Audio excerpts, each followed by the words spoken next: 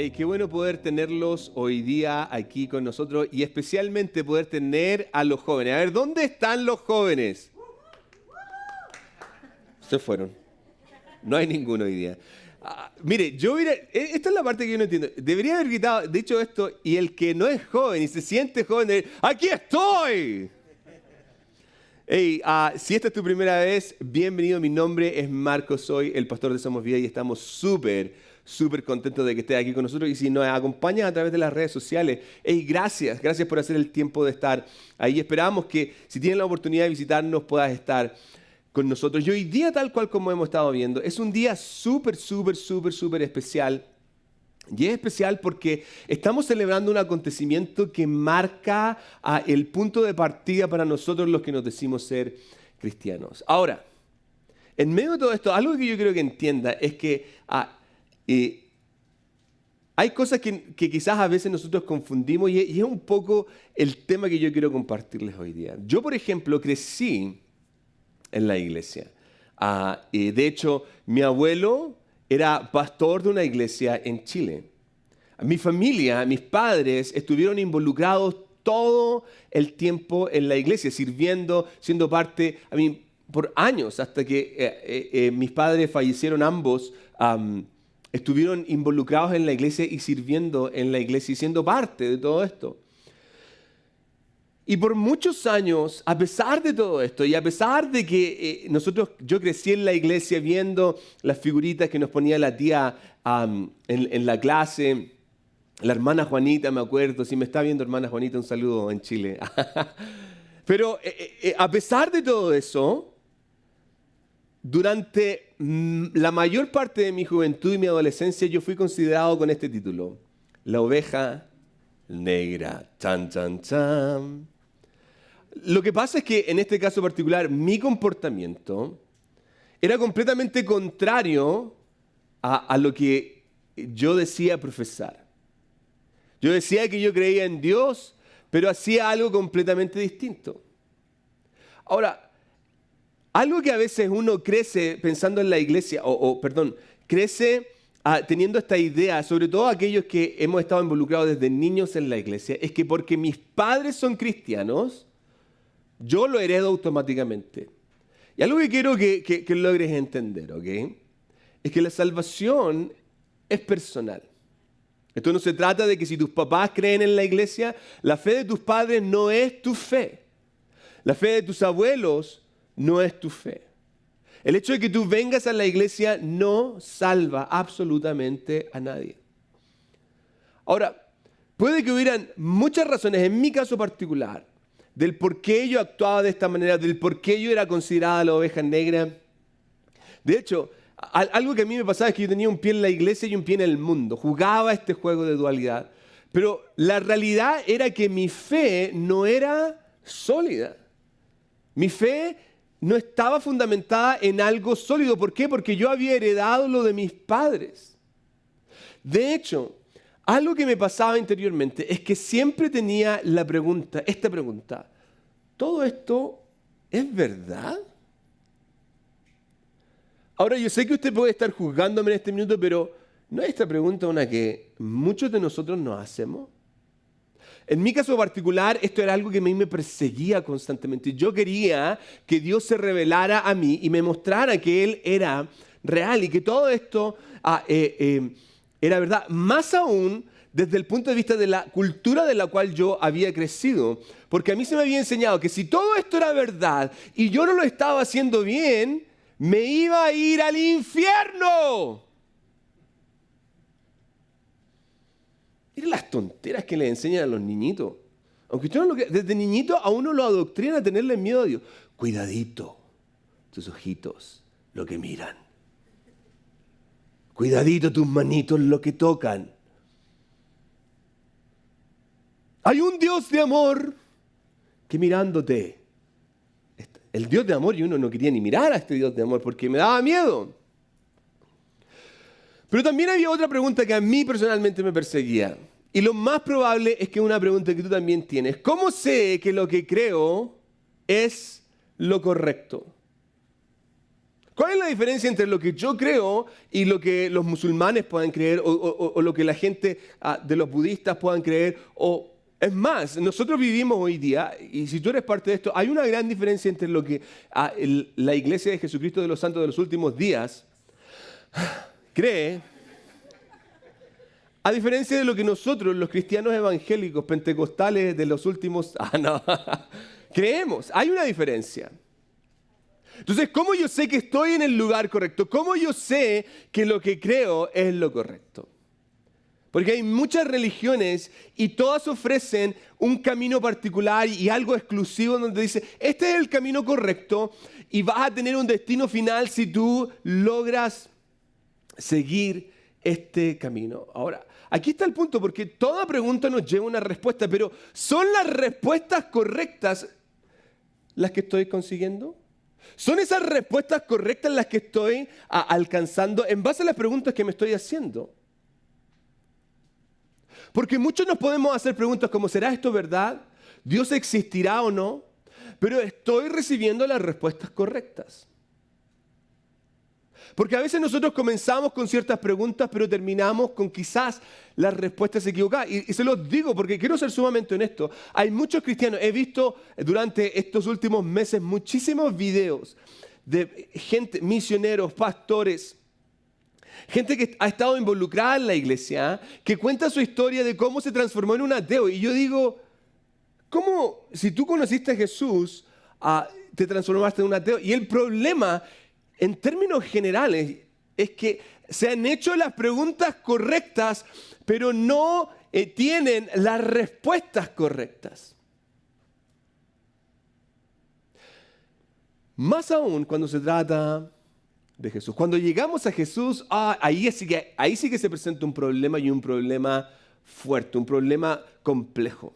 A la hora de hablar de Jesús, esto es un problema porque, claro, Mahoma y esto otro, y José Smith y cualquiera, póngale el nombre que usted quiera, pero cuando se trata de Jesús, hay un conflicto. ¿Por qué? Porque Jesús dijo lo siguiente en Juan 14:6.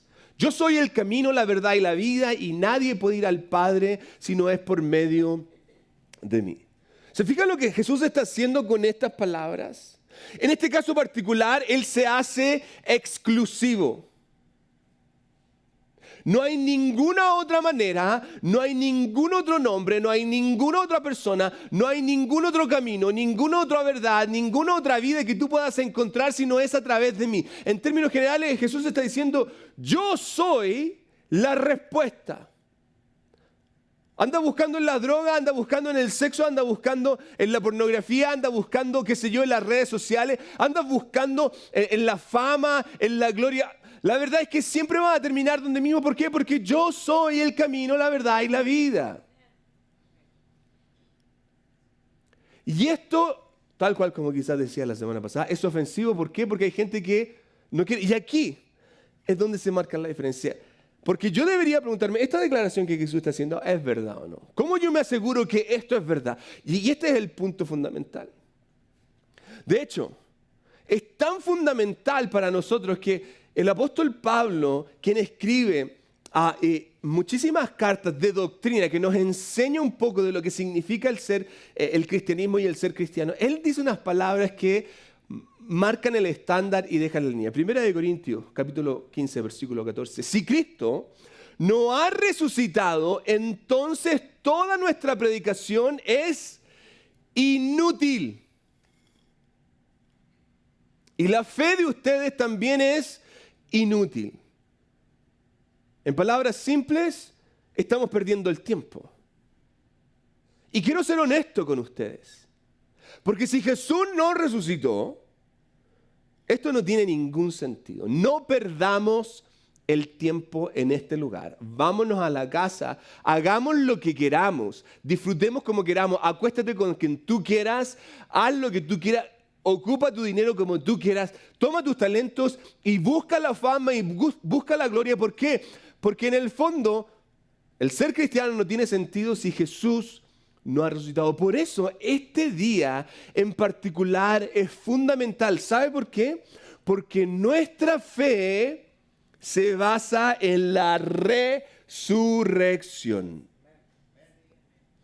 Usted puede estar de acuerdo o no conmigo, pero sin Cristo no hay cristianismo. Sin resurrección no hay cristianismo. Jesús hubiera sido un hombre más, qué sé yo, un buen profeta, tal cual como algunas personas lo describen, fue un buen maestro, toda la razón. Sin la resurrección. Pero con la resurrección Jesús es alguien más. Jesús es quien dice ser. Jesús es la encarnación de Dios. Y aquí es donde nosotros tenemos que ser lo más honestos posible. ¿Puedo comprobar esto? ¿Yo puedo comprobar que Jesús en verdad resucitó entre los muertos?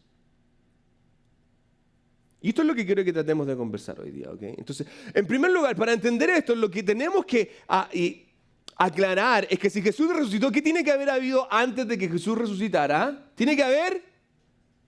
Se me fueron, Dios mío, ¿dónde están? No, aquí algo escucho por ahí. Si Jesús resucitó, ¿qué tiene que haber pasado antes de que resucitara? Tiene que haber muerto, ¿cierto? Como diría un buen chileno, tiene que haber morido. Que es en el verbo morir. Entonces, pero para que hayan muerto, tiene que haber un motivo por el cual lo mataron. Si Jesús realmente fue crucificado, tiene que haber habido algún motivo por el cual lo mataron. Y la verdad es que lo hay. Quizás usted ha escuchado la historia de cuando Jesús resucita a un amigo muy cercano a él que se llamaba Lázaro. ¿Okay? Y cuando Jesús resucita a Lázaro, fue un acontecimiento sobrenatural. ¿Por qué? Porque Jesús lo resucita al cuarto día. Que cosa que quizás no puede tener ningún sentido para nosotros, pero para un judío esto era big deal, como diría un gringo. ¿Okay? Es algo grande. ¿Por qué? Porque un judío tenía la creencia dentro de su cultura de que una persona podía volver a la vida hasta el tercer día, pero ya después del tercer día no había vuelta atrás. Y Jesús hace lo imposible posible. Entonces cuando esto pasa, de hecho lo quieren coronar como rey automáticamente. Y miren lo que sucede después de este acontecimiento. Juan capítulo 11, versículo 45 en adelante. Al ver lo que sucedió, la resurrección de Lázaro, muchos de los que estaban con María creyeron en Jesús. Pero otros fueron a ver a los fariseos para contarles lo que Jesús había hecho. Entonces, los principales sacerdotes y los fariseos convocaron al Concilio Supremo. ¿Qué vamos a hacer?, se preguntaban unos a otros. Sin duda, ese hombre realmente realiza muchas señales milagrosas. De hecho, ellos logran reconocer que este hombre es un hombre especial. Jesús ha resucitado a esta persona y ha hecho algo increíble. Ha causado una conmoción y los líderes tienen miedo por lo que están viendo. Y miren cómo continúa. Si lo dejamos seguir así, dentro de poco todos van a creer en él. Miren el miedo que tienen. Es que si Jesús sigue de esta manera y sigue haciendo milagros como esto, todo el mundo va a creer en él. Entonces el ejército romano vendrá, destruirá tanto nuestro templo como nuestra nación. Se fija que aquí es como, hay un conflicto. ¿Qué tiene que ver el hecho de que todos crean en él, que el ejército romano venga? Tiene mucho que ver. Porque los judíos creían que si esta idea del Mesías cuando viniera iba a ser un libertador político. Se iba a levantar e iba a ir a pelear en contra de aquellos que estuvieran alrededor o aquellos que estuvieran por sobre ellos. Y de hecho, en este tiempo había una añoranza de que llegara el Mesías para que los liberara de esta opresión del Imperio Romano. Entonces los líderes están viendo esto y dicen, si él en verdad es el Mesías, lo que va a pasar es que vamos a entrar en guerra con este imperio poderoso y nos van a venir y nos van a quitar todo. Ellos habían hecho a Roma más grande que Dios. Interesante. Pero por sobre todas las cosas, yo algo que veo es que ellos tenían el miedo de que perderían su poder y su influencia. Claro, porque si Jesús era el Mesías, él se iba a coronar con todo el poder. Y ellos iban a perder todo el poder. Si Jesús era el Mesías, él iba a tener la dirección completa de lo que Judá debía hacer y ya estos líderes religiosos no podían tener nada que decir. Entonces cuando esto pasa, están en esta conversación y tienen este miedo. El sumo sacerdote que estaba en ese tiempo les da un consejo y les dice lo siguiente, versículo 49. ¿No se dan cuenta de que es mejor para ustedes de que muera un solo hombre por el pueblo y no que la nación entera sea destruida? Y aquí es cuando empieza toda la confabulación. Aquí es cuando van y hablan con Judas y Judas les ofrece entregar a su maestro.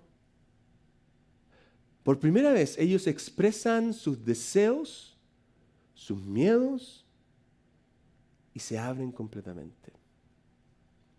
¿Qué pasó después de esto?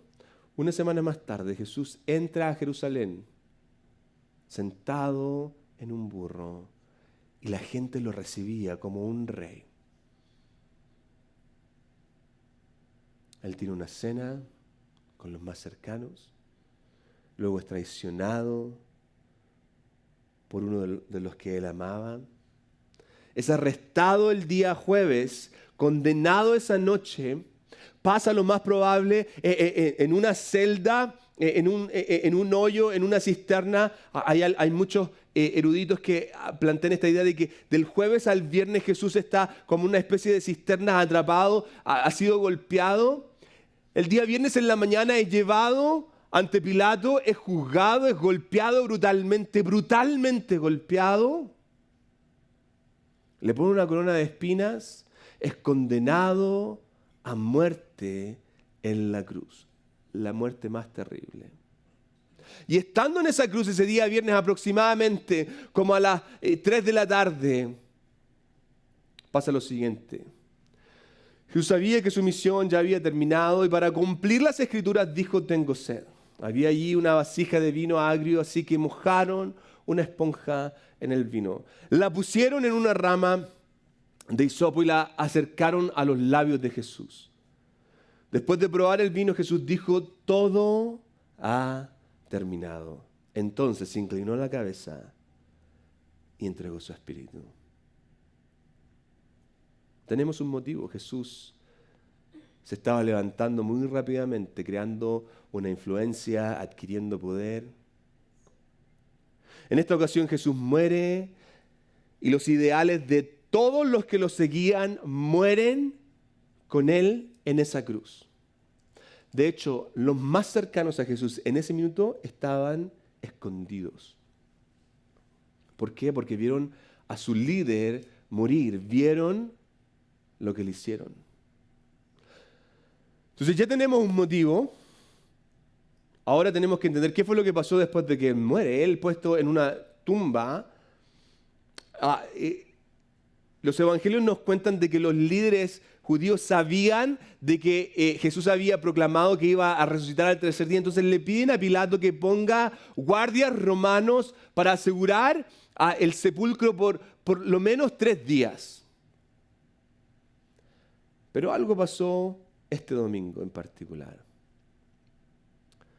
Lucas 24 nos dice lo que sucede. El domingo muy temprano por la mañana, las mujeres, interesante, fueron a ver la tumba llevando las especies que habían preparado. ¿Y por qué llevando las especies que habían preparado? Porque recuerde, el día sábado es el día de reposo de los judíos y ellos no hacen absolutamente nada. Jesús muere el día viernes aproximadamente como a las 3:30 de la tarde. Rápidamente trataron de preparar ese cuerpo para ponerlo en la tumba. ¿Por qué? Porque al minuto en que el sol se escondiera comenzaba el día de descanso. Entonces las mujeres están preocupadas como buenas mujeres, ¿cierto? Lo habrán hecho bien, habrán puesto los aceites correctos. Vamos y llevemos. Quizás María Magdalena estuvo toda la noche, el día sábado, pensando: ay, Dios mío, ¿qué habrá pasado? ¿Habrían puesto los aceites correctos o no? Entonces fueron en la mañana llevando las especies para hacerlo de la manera correcta. Y todas las mujeres dicen, las que quieren reconocerlo. Y cuando llegaron, encontraron que la piedra de la entrada estaba corrida a un costado. Entonces entraron, pero no encontraron el cuerpo del Señor Jesús.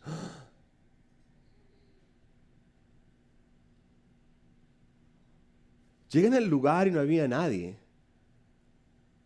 De hecho, de acuerdo con todos los evangelios, en la tumba no había cuerpo. Tenemos un motivo para que lo mataran y tenemos una tumba vacía.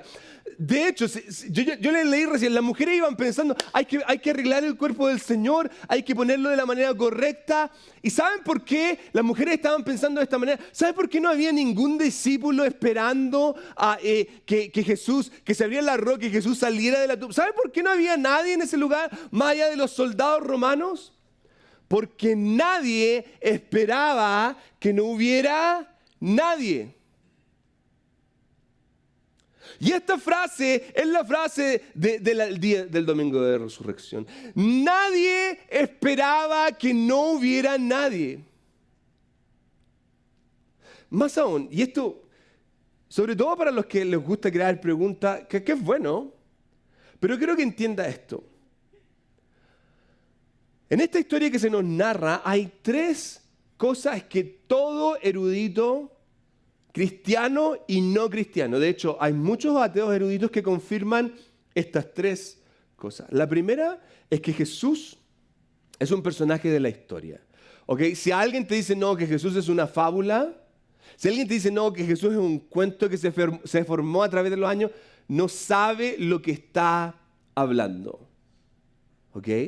No tiene conocimiento de lo que está diciendo. Todo erudito reconoce que Jesús es un personaje de la historia. En segundo lugar, todo erudito reconoce que Jesús murió en una cruz condenado por el Imperio Romano. Todo erudito, de hecho hay una carta que Pilato escribe a las autoridades romanas en Roma, donde habla de este acontecimiento particular de la crucifixión de Jesús. Todo erudito reconoce que Él fue crucificado. Pero la que a mí personalmente me fascina es que todo erudito reconoce que algo pasó al tercer día con el cuerpo de Jesús. Todos saben que algo pasó. Todo erudito que ha estudiado este tema y ha estudiado esta época confirma esto. La pregunta es, ¿qué pasó con el cuerpo? Si Jesús murió, si Jesús fue parte de la historia, fue condenado, y si la tumba estaba vacía, ¿qué pasó? De hecho, la pregunta más importante es, ¿Jesús resucitó de entre los muertos? Ahora, esto no es sacrilegio hacerse esta pregunta. De hecho, Tomás la hace. Yo no creo, él dijo, yo no creo que Jesús haya resucitado. La duda es el primer paso para tener un encuentro personal. Ahora, ¿cómo yo puedo responder a esta pregunta? Esto es súper simple. Yo tengo que mirar las evidencias. Hay evidencias sustanciales que me pueden ayudar a responder a esta pregunta. Porque las evidencias nos van a mostrar si esto pasó o no. Yo no estuve ahí, pero hay muchísimas evidencias que me pueden probar o eliminar esta idea. Entonces, déjenme mostrarle simplemente algunas. La primera tiene que ver con los primeros testigos fueron mujeres. Y usted se está preguntando, ¿pero por qué mujeres? Una mujer en el tiempo de Jesús no tenía voz para ser testigo. No era creíble. En términos generales, no era creíble. Y no se ofenda. Esto es una cuestión cultural, ¿ok? Una mujer no era creíble. Entonces, la pregunta que muchos eruditos se hacen es ¿por qué los que escriben los evangelios usan a mujeres como las primeras personas que ven el cuerpo de Jesús? De hecho, miren, esto es lo que nos dice Juan 20:18. María Magdalena encontró a los discípulos y les dijo, he visto al Señor, y les dio el mensaje de Jesús. La primera persona que tuvo un encuentro y que conversa con Jesús fue una mujer. ¿Por qué Juan está usando a una mujer para contar un testimonio tan importante, siendo que una mujer no era creíble? Lo más probable es que así fue como pasó. Porque si alguien hubiera tratado de arreglar esta historia, no usa a una mujer como el testigo principal. Otra evidencia, los líderes confirman la tumba vacía. Los mismos líderes judíos confirman esto. Mientras las mujeres, nos dice Mateo, mientras las mujeres estaban en camino, algunos de los guardias entraron a la ciudad y les contaron a los principales sacerdotes lo que había sucedido. Hey, la tumba está vacía, esto fue lo que pasó, un ángel vino, se abrió la tumba y se convocó, continúa, una reunión con los ancianos y decidieron dar a los soldados un gran soborno. Les dijeron, ustedes deben decir, los discípulos de Jesús vinieron durante la noche mientras dormíamos y robaron el cuerpo. Los discípulos estaban escondidos. Los discípulos tenían miedo. Los discípulos no tenían el poder, la fuerza y la estrategia militar para pelear contra soldados romanos profesionales. Más aún, ¿por qué tienen que inventar una historia? ¿Por qué cuando durante el movimiento de la iglesia tienen que tratar de matar a los cristianos y decir, aquí está el cuerpo, él no está muerto, aquí está? Por último, muchos lo vieron. Muchas personas lo vieron. Lo vieron después de haber muerto. Hay gente que dice, sí, lo más probable es que Jesús no haya muerto. Si una persona piensa eso, no entiende lo que es una crucifixión romana. Pero en este caso muchos lo vieron. Esto nos dice Pablo en 1 Corintios 15. Lo vio Pedro y luego lo vieron los 12. Más tarde lo vieron más de 500 de sus seguidores a la vez. Esto es clave. A la vez quiere decir que no era una alucinación, porque claro, uno se puede fumar algo ahí, se puede agarrar unos honguitos y ver el tercer cielo, ¿ok? Pero esto no. A la vez. La mayoría de los cuales todavía viven. Esta frase, todavía viven, quiere decir, anda y pregúntales. Aunque algunos ya han muerto. Luego lo vio Santiago y después lo vieron todos los apóstoles. Por último, como si hubiera nacido en un tiempo que no me corresponde, también lo vi yo. ¿Se fija esta idea de que las mujeres lo hayan visto? Los líderes judíos reconocen que la tumba estaba vacía. Muchos lo vieron, pero aquí, esta para mí es fundamental. Hay transformaciones radicales. Personas estuvieron dispuestas a dar su vida, sufrir la agonía de una muerte lenta por una causa que no era verdad. Más aún, tenemos a Santiago y a Pablo. Santiago, el hermano de Jesús, que hace que el hermano de Jesús crea en Jesús.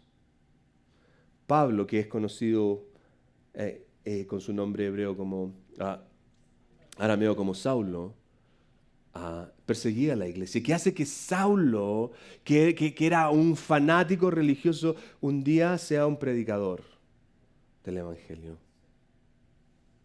Yo no sé usted, pero las evidencias a mí me confirman de que Jesús resucitó de entre los muertos y hoy día Él vive.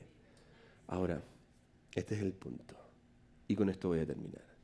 Si Jesús resucitó de entre los muertos, el resto no tiene sentido. Ahora, tú puedes elegir en este caso vivir como tú quieras o someter tu vida al Rey del universo, al Creador.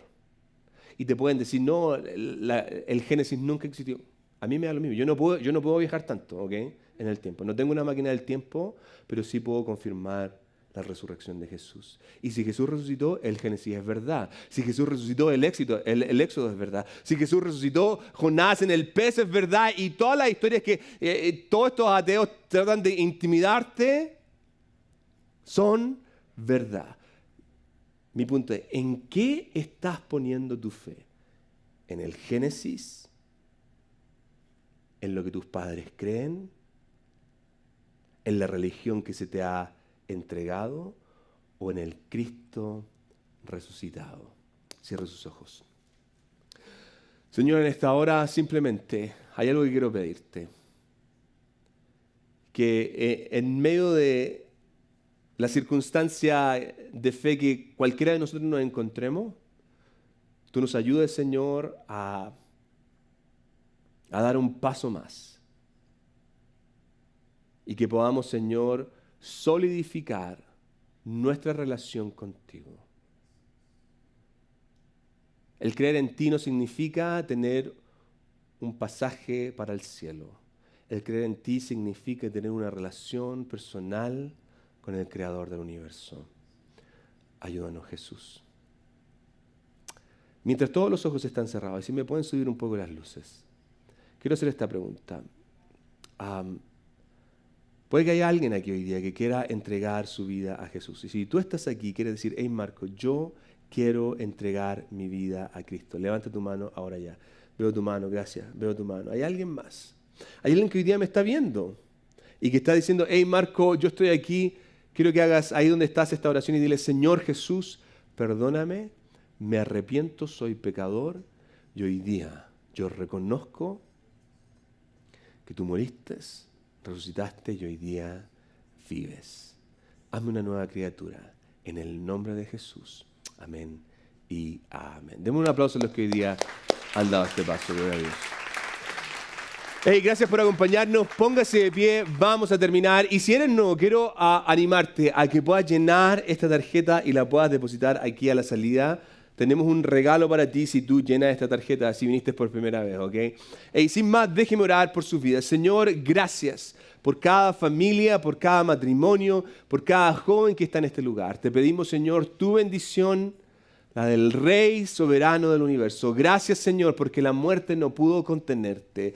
Gracias, Señor, porque en tu victoria nosotros somos más que vencedores. Jesús, y hay una esperanza para los que ponen su fe en ti. Bendícenos, Señor, en el nombre de Jesús. Amén. Hey, Dios les bendiga. Nos vemos. Adiós.